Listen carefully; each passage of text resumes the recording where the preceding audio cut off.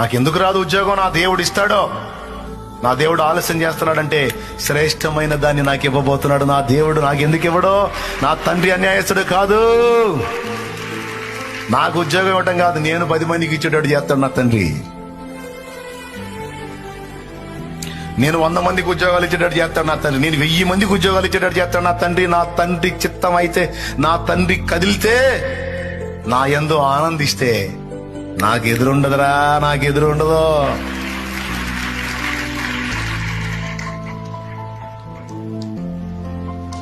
నేను సేవ చేస్తాను, అనేక ఆత్మల్ని గెలుస్తాను. ఇప్పుడు నేను కొంచెము చేస్తుండొచ్చు, విస్తారమైన ఆత్మల్ని నా దేవుడు నాకు ఇస్తాడు. విస్తారమైన ఆత్మని గెలవడానికి నా తండ్రి నాకు శక్తినిస్తాడు. శత్రువా, నా మీద అతిశయపడకు, నేను సాధిస్తా. నా దేవుడు నాకు తోడై ఉన్నాడు. జరిగిద్ది, నాకు జరగాల్సిన కార్యం నా తండ్రి జరిగిస్తాడు. హల్లెలూయా.